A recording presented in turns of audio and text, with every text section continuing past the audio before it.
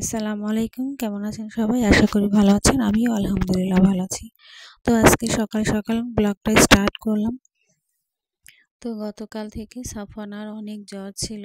তো রাতে যখন এসেছি এসে দেখি যে সাফওয়ানার প্রচুর জ্বর।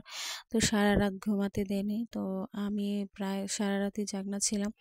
তো শরীরও ভালো না, এর জন্য হচ্ছে গিয়ে আজকে আমি অফিসেও যাইনি। তো সকালে হচ্ছে গিয়ে আপনার মেসেজ দিয়ে দিয়েছি অফিসে যে আমি আজকে যেতে পারবো না, বিকেলবেলা যাব। তো বিকেলবেলা যাব কিনা তাও বলতে পারছি না, দেখি কি হয়। তো এই তো আমাদের এখন সকালের নাস্তাটাও প্রায় রেডি মানে হচ্ছে কি আজকে আমি নাস্তা কিনে এনেছি। যেদিন বাসায় থাকি সেদিন আমরা নাস্তাটা কিনেই খাই, কারণ মেয়েরা হচ্ছে গিয়ে বায়না করে যে আজকে হোটেলের নাস্তা খাবো। তো আমার নাস্তা খাওয়া শেষেও আমি রান্না বসিয়ে দিয়েছি, কারণ আজকে যেহেতু সাফওয়ানার জ্বর, আবার হচ্ছে গিয়ে আরশিরও শরীরটা বেশি ভালো না, আরশিরও প্রচুর ঠান্ডা, তাও আরশির পরীক্ষাও চলছে। তো সব মিলিয়ে আজকে আমি শর্টকাটে রান্না শেষ করব।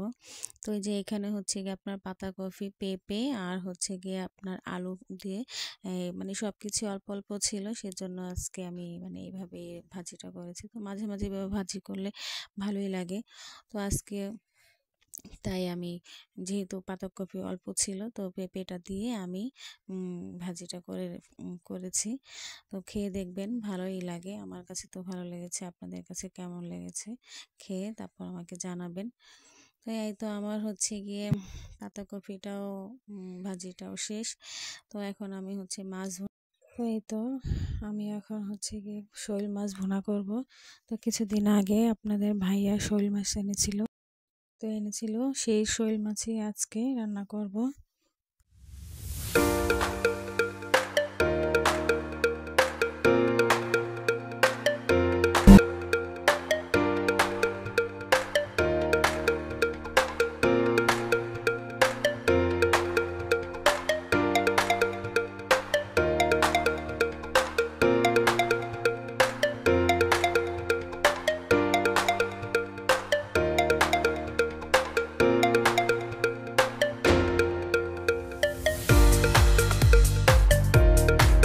তো এই তো আমার রান্নাও শেষ। তো রান্না শেষ করে সব চাপিয়ে চুপিয়ে খেয়ে দিয়ে আমরা বিকেলে দুজনকে, এই সাফওয়ানা আর আরশিকে নিয়ে হসপিটালে গিয়েছিলাম ডাক্তার দেখানোর জন্য।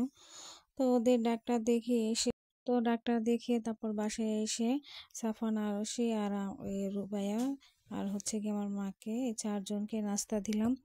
আর আমি হচ্ছে গিয়ে মুড়ি দিয়ে চা দিয়ে খেয়েছি, কারণ ফ্রিজে যতটুকু আটা ছিল ততটুকু দিয়ে কোনো রকমে চারজনকে নাস্তা দিয়েছি। আর আপনাদের ভাইয়া শুধু চা খেয়েছে।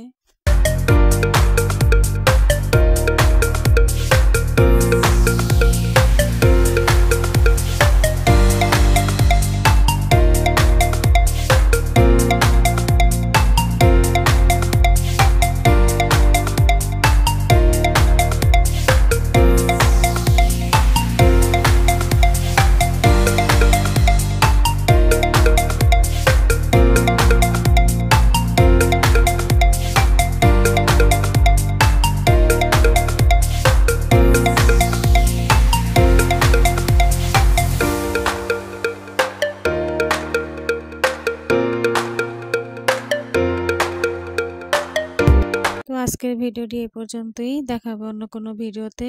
আর ভিডিওটি ভালো লাগলে লাইক, কমেন্ট, শেয়ার, সাবস্ক্রাইব করবেন। আল্লাহ হাফেজ।